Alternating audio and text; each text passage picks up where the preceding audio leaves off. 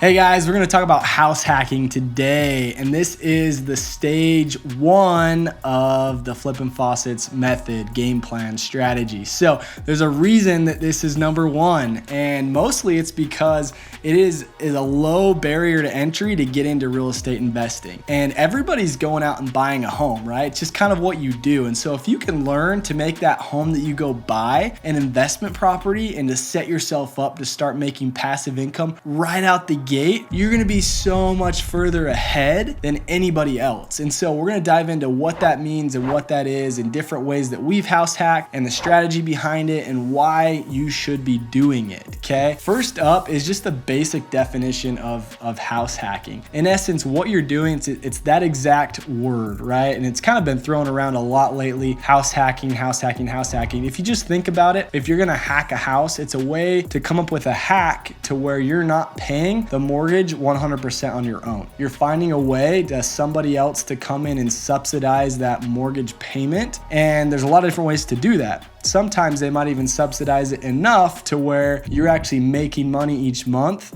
rather than paying money each month to live in your house. And this is a very easy strategy if you do it the right way. Now, remember, the first thing you need to remember is to buy your house logically rather than emotionally. The reason why most people don't house hack is because they buy a house based on emotion, because it's the home they really want to live in, and it's got the big yard and it's got the 3-car garage, yada, yada, yada, yada, right? All these things that are great to have, but let's be honest, are they necessities or are they just wants? And a lot of times they're things that are more luxuries. So if we can sacrifice a few of those things and go after the house that makes sense from an investment standpoint and take advantage of living there, we're gonna be so much better off for the rest of our lives. And so you've heard me say this quote before, but I'll say it again because I love it. Be willing to sacrifice a few years of your life like nobody else will, so that you can live the rest of your life like nobody else can. And I feel like house hacking is a perfect example of that. And so we're gonna dive into some pros and cons of house hacking. First up are some of the pros. Now, the reason that you would own or occupy the house and rent it out is, one, because you're not coming up with as much of a payment each month, right? If you can save money each month, then that's great. It's definitely a pro, especially when you can save the amount of money that you would have then spent on your own mortgage. You can save that up, and that adds up over time. Even $1,500 a month times 12 months is a lot of money that you can now have access to if you're smart and you save that money up. The other reason why you'd actually house hack and move into the property is because you're taking advantage of what's called an owner-occupied loan. Now, the reason that you can get an owner-occupied loan is because you're gonna live in the house. The clarification here is your intention has to be to live in the home for at least 1 year, okay? And you do wanna follow this, like you don't wanna kind of scam the system or anything like that, like they will catch you. Even if they don't, it just comes down to honesty is the best policy type thing. But along with that, well, as soon as it's been a year, like you can move out and you can keep that. You don't have to go put money into that most of the time as if it was an investment property. So you got into it with a lower down payment compared to a different property that you would buy and rent out where you're not going to live there. You have to put down a lot more money. So typically you're looking at 3.5% FHA loan versus on a home that you're not going to live in, 20% is usually the minimum you can put down. So I want to give you a run through on this just really quick to help you understand how powerful this strategy can be. And a lot of people say, that's fine, I'll just save up my money and I'll get into real estate that way. And you know what I'm talking about, because you might be like this, you might know people like this,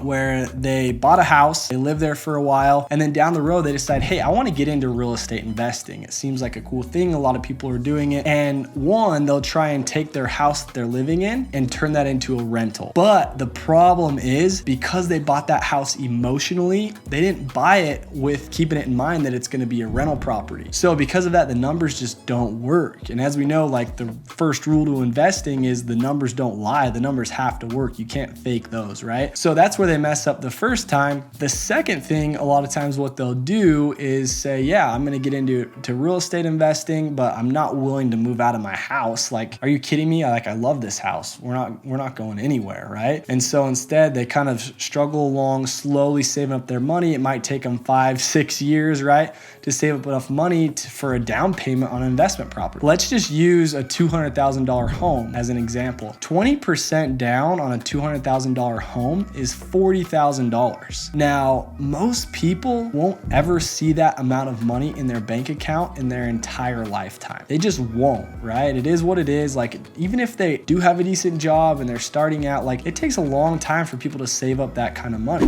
Even just putting away 10 grand a year, that's 4 years of saving up before you get to that 40 grand, right? And so what happens at that point, they say, I want to get into real estate, and they go find out because they're not willing to move, they need $40,000 down on this investment property they want to buy, and they automatically think, yeah, that's never going to happen, or I'll start saving up, and they wait another 4 or 5 years before they can invest, right? And those are problems. So the reason that house hacking is so powerful is if we compare that $200,000 home, that same exact one, to now say, hey, I'm going to go buy that house, but I'm willing to live in part of it and rent out the other part. And I'm going to show you how you can do this in multiple ways here in a second. But what you'll do is now you only have to come up with 3.5%. And we can all do the math on that. 3.5% of this $200,000 home is only 7 grand. Now, still, we might not have 7 grand in our bank account, but let's all be honest. Which one's easier to save up, $40,000 or $7,000? It's pretty obvious, right? And so one more step, what's even cooler about this is now, because we're able to get into this property as an owner-occupied loan, renting out part of it, not only are we not paying the full mortgage on our own, but what's happening is when that turns into an investment property, our cash-on-cash return, which we're going to show you how to calculate down the road, what's nice about that is, are we going to typically get a higher cash-on-cash return with $7,000 or with $40,000, right? $7,000 is going to get us a way higher return. What cash-on-cash return means is simply how quick do we get that money back? Right? So the lower amount that we have to come up with, the quicker we can get that back, which means our returns are going to be through the roof compared to our $40,000 investment that's going to take a lot longer to get that money back, which means we're gonna have a lower return. So a few other cons of house hacking. A lot of times if you're gonna house hack a duplex, right, or a 3-plex or a 4-plex, you're gonna share a wall with somebody. And that's not always the funnest thing in the world, right? There's sacrifice there, sharing a wall with somebody. If you're gonna house hack a single family home and rent out the bedrooms, which is what I did for my very, very first house that we're gonna dive into here in a second, like there's sacrifices to be made. I could be enjoying this house all on my own, but instead I have to deal with roommates / tenants who don't take out the trash and don't do their own dishes, right? But overall, I think that the pros way outweigh the cons, and I'll show you why. I'll give you 2 examples of 2 different homes that I house hacked. So a lot of you guys remember how I got into real estate investing and the first house that I actually bought, and how I bought it not knowing what real estate investing was or if it would be good or bad or anything like that. But as the story goes, I was looking for a place to live in college. I couldn't find a place anywhere, neither could my friends. My mom, who did real estate on the side at the time, was like, hey, you should buy a house. I didn't understand that I could even do that or how all that worked, right? I didn't have that much money saved up, as in I couldn't go pay cash for this house that cost $155,000, right? So I learned a lot. I learned that the bank will loan you money. The reason they'll loan you money is because they're collecting interest, and the reason it still makes sense as an investment is because your interest that you're getting, or your return that you're getting from renting it out, is way higher than the interest that you're actually paying. So fast forward, this was me living in one of the bedrooms. This was like the dungeon room that nobody else wanted to live in, but I was gladly willing to live there so I could rent out the other ones and make money, right? You guys have heard the story. And so at that time, I realized that this is cool because each month I'm collecting money and I'm paying the mortgage and I'm making money. Like the leftovers mine, not to mention I didn't have to come up with my own money every single month. And that just blew my mind. And it took like a few months before it really sunk in. And really what made it sink in for me was I was comparing it to the job that I was working at the time. And I compared my active income, which was really tough if you consider school and homework and everything everything and then working in between to try and pay for everything. I compared that to this passive income that I kind of started creating by accident, and they were about the same. And I looked at this one that didn't require any of my work, and I looked at this one that was requiring so much of my time, and I was getting paid pennies on the dollar, it felt like. And so comparing the two, I was like, wow, this is definitely the side that I want to end up on, the passive side. And so my mind started going, the wheels started turning. What if I was able to move out and do this again, or to do it again? And now I could rent my room out that I was personally living in. And so the money that I'd be making each month, the cash flow would be a lot higher because I could rent that room out. And so it kind of slowly started to happen that way. Okay. Now, just to give you an idea on this house, I'm going to run you through the numbers really quick because I think it's important for you guys to understand this. Hang with me. I know this is a long video. We're getting long, but the purchase price on this property was $155,000. Now, before you get into, oh, nothing like that exists around where I'm at, or like, oh yeah, back when the market was that low, I wish I would have got into it. Guess what, guys? At that time, rents were also a lot lower than they are now. And so that's one thing you have to understand. Like, whatever market you're in, like a lot of people are in California, Florida, oh, I wish that my purchase price on my home was that inexpensive, or I'd be investing in real estate all day if I didn't live in Arizona, right? Well, that's completely false. It's completely false. One, there's deals everywhere because you make the deals, you don't find the deals. And two, you have to realize, like, in these areas where the market's higher and sale prices are higher, rent is also higher. So a lot of times the numbers just balance out. So just had to clear the air there and get that out of the way before that came up. But bought it for $155K, and basically my payment on that, I put 3.5% down. The only reason I had that was because I was working construction that summer like crazy and had enough to save up. And then full disclosure, my mom was a real estate agent. She represented one side, so she had some money that she actually gave me back to help out a little bit, right? Nothing crazy. We're talking like maybe like $2,000, but that was a big deal for me at the time. It helped me get into this house. So as you can imagine, I was actually pretty scared because I'm like, man, I don't have like a good steady job. I don't have like a ton of money in my savings. All that just went into this house. And what happens if all my friends leave? And this was literally going through my head. What happens if they all leave and I'm stuck with this payment because I wouldn't be able to make the payment at the time? And it's interesting thinking back at that time, because knowing what I know now, I wouldn't have been scared at all. And that's how confident I am now in real estate. But so going back to the numbers on this, I put 3.5% down. 3.5% of $155,000 purchase price was about $5,500. Okay. So that was my cash going into this thing. Now my payments on the property were $1,080. And I remember that to a T, because at the time that was a big deal for me, making sure all the way down to that dollar that got paid.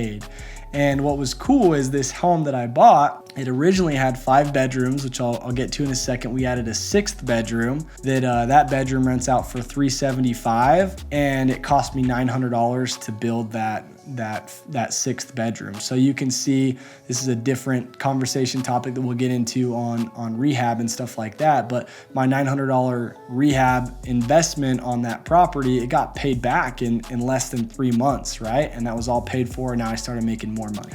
But just looking at each room, some of them were shared, some of them were single. I obviously charge a little bit more for the single, but just to break all of it down for you to show you, all in all, I had about $2,700 that came from this home. Now, pretty crazy, and a lot of that's because there were a lot of bedrooms. And so if we look at it from an investment standpoint, it was more advantageous for me to get a shared room, right? Because each shared rented for $275 per person. So if you look at that one bedroom, I'm looking at $275 times 2, which is $550 for one room, as we compare it to a single room with one person that I got $375 out of.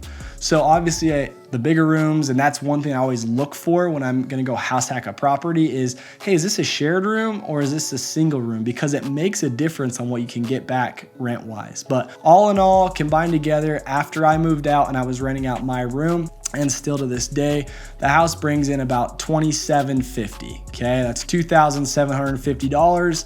The mortgage is just under $1,100 like we talked about. So was that a good return on my money? My original $5,500 that went into this property, and keep in mind, I've done a little bit of things here and there to it, right? I explained the $900, rehab to add the 2 walls and a closet and a door to make that extra bedroom in what was the second living room and things like that. But overall, I'm into this very, very low amount of money, and the return on it is insane, right? I'm cash flowing. Even though I pay the bills, I pay the expenses on it, it's only $100 to $200 a month on top of that. So if we look at it as $1,300, let's just overestimate and say $1,350 are my total expenses on the property, and I compare that to the $2,750 that I collect each month on it, that leaves me a whopping $1,400 a month of cash flow on this property, which is equivalent to about $16,000 to $17,000 a year off of one house. So this, as you can imagine, got me into real estate investing. And what's crazy is there are so many deals out there like this, and all it takes is being a little bit more creative. So